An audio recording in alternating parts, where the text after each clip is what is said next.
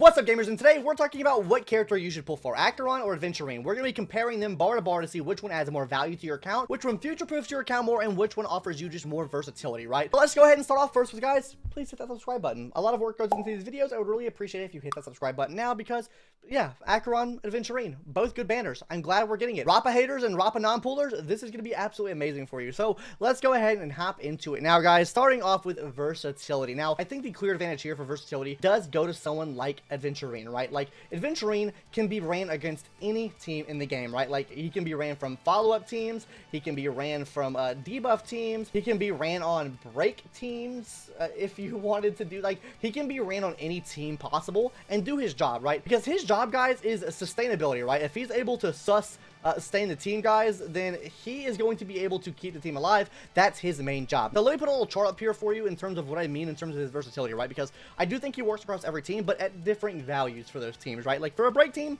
yeah, probably not too good. For a follow-up team, probably one of the best in the market for it.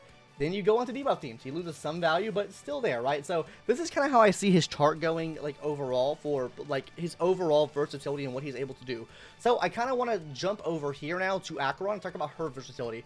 She realistically doesn't have much versatility in terms of teams. Now, I do think that's going to change with the addition of someone like Master Fugway, right? I don't know how to say her name. That's the first time. That's the only Fox Mommy, okay? That's what we're going to say. Miss Ting Yun, okay? I think that she's going to play really well with her in terms of maybe a super break team. You know what I mean, right? So I think that overall that she has less versatility. And why does she have less versatility? Because she's a DPS.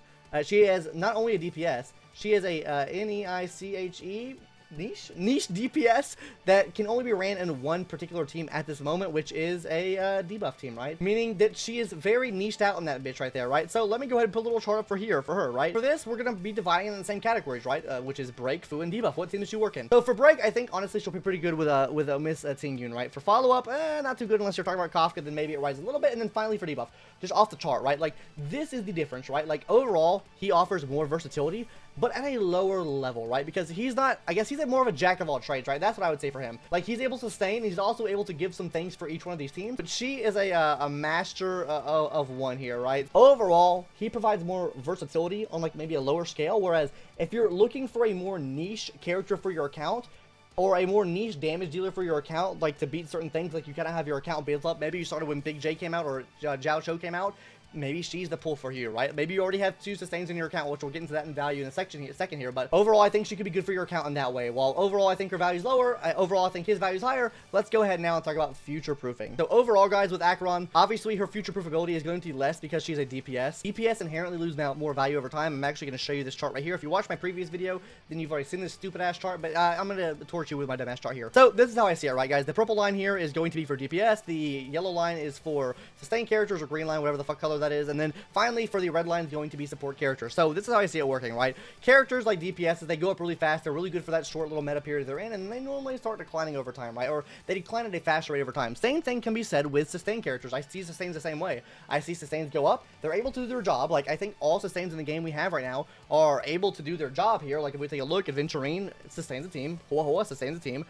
Gallagher, Ling Sha, Fu Xuan, even Locha sustains the team. They all sustain the team. They all do their job, but they start losing value slowly. The more buffs and things that your sustains can do, the less value the other sustains have, because they're all able to do their job. You really want those extra toppings on the cake to really enhance what the sustain class is able to do. And then finally, supports. Support's level of value is going to be directly correlated to what the best DPS in the game are, right? That's why I have this little jagged line slowly going down, because I do believe they slowly lose value over time.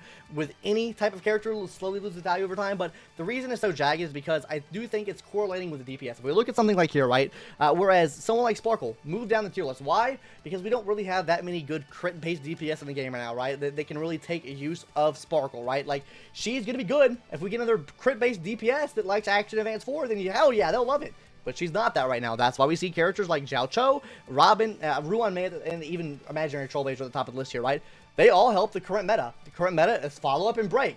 Jiao Cho helps out Acheron and also can help out break teams, right? Like, all of these kind of multi-class in different roles and help out their own DPS. So if the break meta were to go down, Ruan Mei would lose value. Even though she's able to help with weakness break efficiency and some other teams, she would inherently lose value. If the people that she is good with loses value, then she loses value, right? And that's why I kind of drew this as like a jagged chart here, because it just shows over time how that can change, right? So overall, future-proof ability of DPS, not too good. But I do want to say there's one positive with this, which is the addition of more debuffers, right? So I think with the addition of more debuffers added to the game, it actually brings her more value, because that means you have more debuffs to put on the enemy, right? Which is more debuff right here. And then also you're going to be having more instances as well, right? Or potentially more instances there, because if you have more instances, guys, that means you're getting her ult up faster here, which if you get the ult up faster means you do more overall damage, right? But the big thing with more debuffs though, guys, is that if we get stronger in the game, right? Stronger debuffs, that equals to more DPS of her, right? I'll go ahead and throw up now what the damage calculating formula is for just doing damage in Honkai Star Rail in general. And normally you're leaning more towards the side of like getting debuffs on the enemy versus getting buffs on your allies in terms of doing damage, because you're usually able to get those first couple things with like the initial build of your kit and stuff like that, versus putting debuffs on the enemy, which is inherently harder to get because you have to put debuffs on the enemy, and it's something that's affecting the enemy versus affecting your own character. Like, you can build crit rate, you can build crit damage, you could even get some damage percentage in there, right? You can get attack percent, you can get all those like buffing stats to yourself for the most part. Debuffs you really can't do that of, and that's why I think that her future probability is a bit higher than a normal crit based DPS would be, just because of the fact that she relies so much on debuffers and getting those extra debuff procs off. If you add more instances with the stronger debuffs, she inherently gets better. It's kind of like a Jing Yuan situation where you enhance follow-up, he gets better, right? So in that sense, I think that she does hold some more future-proof ability than other characters, maybe like Zila, right? I don't think Zila really has that much future-proof ability because she relies on getting kills and having crit rate and crit damage. I mean, I know I'll get shit on for that take, but yeah, that's just how I see it, guys. Now let's move on to the future-proof ability of someone like him, right? I think his future-proof ability is insane. Future-proof ability in terms of sustain, right? So his sustain's insane. I'm gonna put that out there, right? I think his sustain is absolutely massive, right? Because I think for a good portion of time, he'll be able to sustain the team. We've seen that with characters we already have in the game right now, being that of Locha, that being of Fu Xuan even, right? That have been in the game since patch 1.0, and are still sustaining the team, maybe at a lesser level than they were. And that kind of brings up the chart we were talking about earlier there. They slowly lose their edge there, right?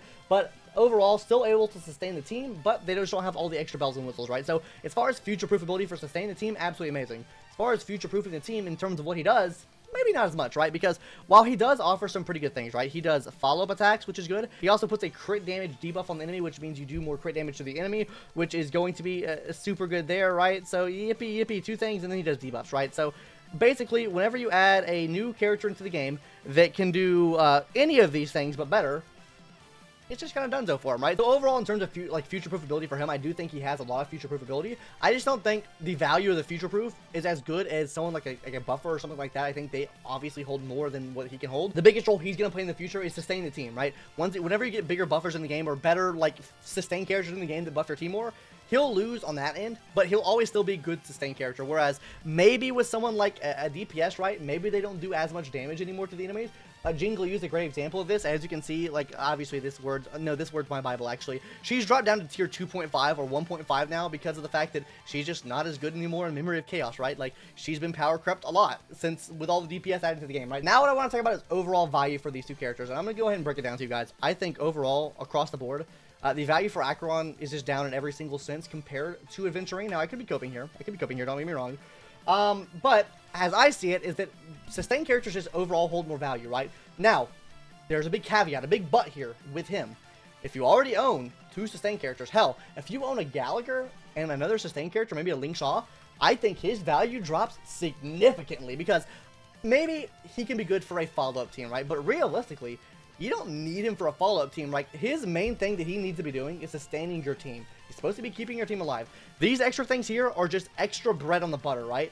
If you're able to already have people to sustain the team, do these extra toppings really make that much of a difference to you in the long run? Maybe it does, and like if you have like a full-on follow-up team with like Fei Zhao, Topaz, Robin on your team, maybe that makes a big difference, right? But if you don't have all those pieces, is it really that big a difference there? So I think he can offer a tremendous, huge value for you if you don't own two sustains, right? So 2 sus versus 1 sus. I would recommend if you have 2 sustains in your account, then probably not a pull. I wouldn't pull, personally, right? If I already have 2 sustains on my account. If you have 1 sustained character, probably a pull, right? His value goes up tremendously because how I see it is a waste of resources. that you're going to be having on this character, right? Or not even maybe on this character, maybe another character on your account, right? Because what you're going to be doing with this character, right, is you're going to be building this character up. You're going to be using him. Great. What happens to the other sustain character? You're not running double sustain on the team because you're going to suffer probably a massive DPS loss. So what do? You backline him. You don't use them anymore. So you've kind of wasted resources on that character, and you're not going to repurpose them in the future. Like someone like an Acheron, right? Acheron can be repurposed in the future, right? So I think there is an upside for her on this too. I know you guys are going to start shitting me in the comments saying, "Oh, Acheron, you're just an Acheron shitter." I think that she does have value in that sense. I think she can be repurposed for things or repurposed for different teams because she doesn't rely on energy. She has no energy constraint. So you can really run her on a team full of debuffers, maybe like a full dot team, like we've already seen right now. Like she's already be able to run on team with like Black Swan, Kafka, her obviously, and then obviously a sustained character as well, right? If we get better dot characters in the game, she can kind of act as a sub DPS on this team. She can be multi-purposed and repurposed on agility-based teams as a sub DPS that does a lot of damage, right? So I think that she has a value of being repurposed, but I just don't think that she has inherent overall value just because of the fact that she does lose more value over time just for the fact of being a DPS, right? Because the power creep for DPS is a lot higher than the power creep of something like an Aventurine, right? So this is how I kind of see it, right? I think she is going to be mainly used for repurposing in the future. Also, I think if you're a free-to-play player, both of these characters do offer you a lot of value, especially if you're new coming to the game. So my final take on this, guys, is which character is better? Which character should you pull for? I think you should pull for Aventurine. If you don't already have 2 limited sustains in your account and you don't have a Gallagher, I think he's a definite pull for you. I think he's 100% the best in slot pull. If you already have those things in your account, I think he's an easy skip. I think you go for Acheron instead, just because her banner already offers you so much, like a Pela, a Sampo, and then also another sustain that you're not going to use. If you already have 2 sustains in your account, the sustain there doesn't matter. But you're getting a Pela with this, you're also getting a Sampo with this, which will help out dot teams in the future, mainly Black Swan teams, I guess I could say. And then also with this, you're getting the value of being able to repurpose her in the future if she does tend to downtrend the damage she's able to do, right? And also in the long run, she'll probably get more indirect buffs than someone like an Aventurine will get. I think Aventurine's value just slowly drops over time. Like, his value maybe comes up a little bit sometimes when you have follow-up characters and stuff like that, but overall, I feel like his value drops a lot more and more consistently than someone like Acheron. I feel like Acheron has higher hiccups in terms of, like, getting those characters that really give her indirect buffs back into the game. So really going to depend on you at the end of the day. I think Aventurine overall offers you more value if you don't have the sustains, and I think she offers you more value if you already have the sustains. Overall, what I think you probably should do is just skip both of them and wait for 2.7. I mean, 2.7 is probably just going to set you up for what's going to come in 4.0. That's my honest take on it, but you guys don't want to hear that, right? You guys want to pull your character, right? You don't want to hear me yap on why 2.7 is going to be the best thing there is in the world, right? You don't want to hear me why Fugway Oogway is going to be so amazing, or Sunday's going to be Ooga Booga Suga Booga. Anyways, guys, that's going to do it for today's video. Hopefully you enjoyed. Hopefully this wasn't a clusterfuck for you to read. And yeah, I'll see you in the next one, guys. Later, bye.